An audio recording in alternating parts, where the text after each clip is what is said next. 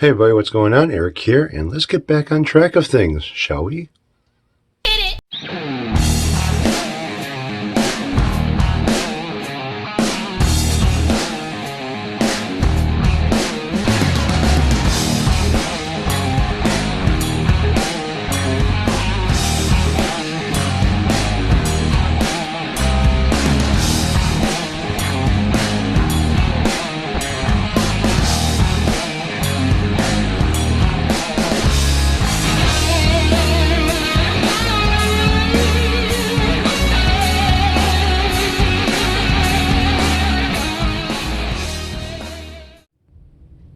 All right, hope everyone's doing well. Hope everything's great with everybody. Hope everyone's enjoying their weekend so far. Um, like I said, let's get back on track of things. You guys remember this, don't you? Yep, this is Weedy Guitar Studios Jackson Neck, the one that had the broken headstock on it. Now, right now, I am just waiting for this thing to cure as far as the finish goes, the clear coat. I want this thing to be rock hard before I start sanding or doing anything. I don't want any type of soft paint, trying to wet sand soft paint, and you end up with what's called corn rolls, which are these little kind of like flat rolled up pieces of clear or finish that you want to avoid that big time. So I'm not rushing as far as working on this thing, and it's pretty much cured to the touch. I could touch and everything, but the sanding part of it is another story. I've taken my fingernail and tried to push it into the finish, and it is not going into the finish, but that's not to say that it's still not set yet. So this is what it looks like. I'm not showing the front of the headstock. It's almost kind of a shame to sand this to a matte finish, but it's going to be kind of like a shredder guitar. At least that's what I think this guitar is, basically. And you want to have a nice soft neck in order to... Now, if your hands are dry, this is like smooth as glass. If you start getting sweaty, everyone knows what happens when your hand starts sticking to the guitar neck. So we're going to try to avoid that. Like I said, I'm not showing you the top of the headstock or the face of it, because that's going to be a surprise. Plus, you guys already seen it when I was spraying it, but like I said, I'm waiting for that thing to cure. I'm going to give it a light wet sanding on the face of it, and I'm going to buff it out, give it a nice glass look. Not to say it's not like that now. So, all right, so you guys remember this guitar? Yep, that's the Epiphone Joe Pass Emperor 2 that I worked on recently. Well, kind of long while, but yeah. It was kind of recently, but not that recent. Anyways, I ended up selling that guitar a while back, or it's been gone for a long time. And I went over to my local music store, and I ended up talking with the guy. I've been trying to get like either a part-time job or even to take home stuff and work on it from him. And he's been really slow as far as tech work goes on guitars. People are buying off the shelf, and there's really not much to do with them when you buy them off the shelf, unless something's wrong with the truss rod, or things kind of went out of whack a little bit. And because they set up every guitar that they get, they set them up before they put them on the shelves. That way, the guitar that you pull off the shelf, because you're buying what is on display. The guitar that you pull off the shelf is basically, supposed to be easy enough to play, comfortable. You could just take it down, plug it in, and start jamming on it without having to go through a bunch of bullshit like if you would get a guitar that wasn't set up right from the factory. Anyways, I sold them the Joe Pass guitar. Now, when I mean sold, I didn't get cash for it. I got store credit. which is fine with me because anytime I need parts or something, if he's got it, I'll get it from him. Or if I need strings, or if I need this or I need that, I just go over there, pick it up off the shelf, show him my receipt, and say, all right, just take it off my store credit. And he's got my store credit paper over there. I have a copy of it. It's kind of cool. I've done this before with him, and it's not a big deal. At least not to me. I mean, the cash would be fun, or good, but what would I do with the cash? I'd spend it. So at least this is dedicated to guitar parts in general, or any needs for guitar or music equipment or whatever. So I was talking with him, and I brought him the guitar. He looked at it, looked it over, really good. And right off the bat, he offered me $400 for it. So I told him, I says, well, I got a lot of work into this thing. I says, I've replaced the tuners, put a roller bridge. The original wood bridge is inside of the case, along with another bridge, because the one that was on the guitar was pretty worn out. So I had a brand new one inside there too. He asked about the electronics and stuff, and I told him, well, I set this thing up. God, I can't remember what guitar, Epiphone guitar. I set it up just like the higher end of that guitar, and with the push and pull pickups and stuff, locking tuners, all new rewiring. I showed him the videos of me working on it, so he knows what's inside of it. Plus, you can kind of look at the F-hole and see that I put braided wire inside there and everything else. I told him, I says, how about $450? He agreed on it. So I got $450 of credit. I only paid like not even $300 for that guitar. So I'm happy, Even the tuners cost me like $60. The pickups might have cost me, I got my money back on it. So it wasn't like, you can't, it's not like dealing with a custom car versus a stock vehicle. Okay, a stock vehicle, you have a blue book value for it. That's what what's going to sell for. That's what you're going to buy it for. On a custom car, it's a little bit different because there is a kind of a price difference with the parts that you put on. But if you took that custom car to a dealership, you're going to get stock value for it. They don't care about all the customizations. Why? I already know this because I already went through it with a custom PT Cruiser that I sold. The blue book value of my old PT Cruiser was like $2,000, almost $3,000. I ended up getting $7,000 for it.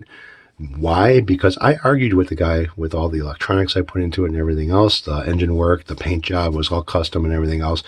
But at the end of the day, bringing a custom vehicle into a dealership and as a trade-in or to sell it to them, they ain't going to give you much but the blue book value of it.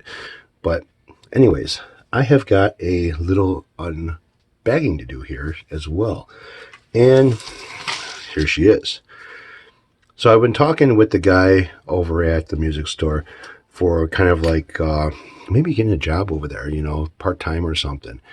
And basically what he stated is that he's got two guys that are techs over there. They don't work on the same days. They alternate days. He's not open on Sundays, and I think he's only open, till like 5 o'clock or something on Saturdays. But they're not that busy right now. So I told him, I says, well, you've seen my work. You've seen what I can do. You bought everything that I've brought over here, and it has not stayed on your used shelf for very long. Give me a call or anything if you guys get too much work in for tech. I says, I'll bring this shit home with me because I live right down the street and work on it. And he was asking about, well, how much, do you charge? And I told him, I says, well, what do you pay you guys?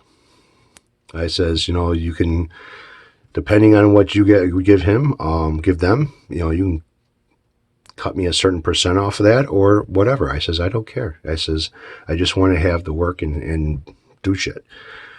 So he told me, well, if things get backed up, he'll let me know. He says the only problem is right now, shit is very, very slow. Not very many people are buying new guitars, but they're buying kind of the used guitars. Money's been tight for people. So here's my unbagging. And I got to be careful because I don't want to hit anything that's in here with this razor blade. So I'm going to go right to this edge to open this.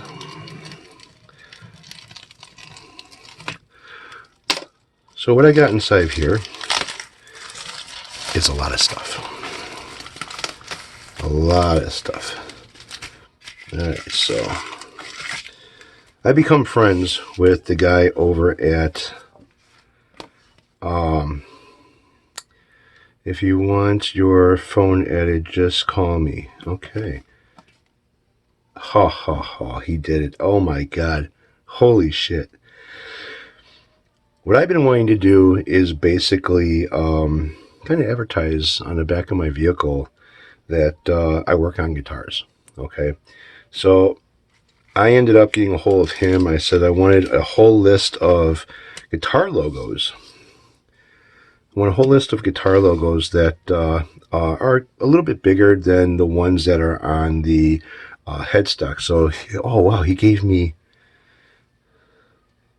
both. He gave me the headstock logos and the larger version. So he asked me, he says that, well, what is your business name? And I says, I don't have a business. I said, I do this for a hobby.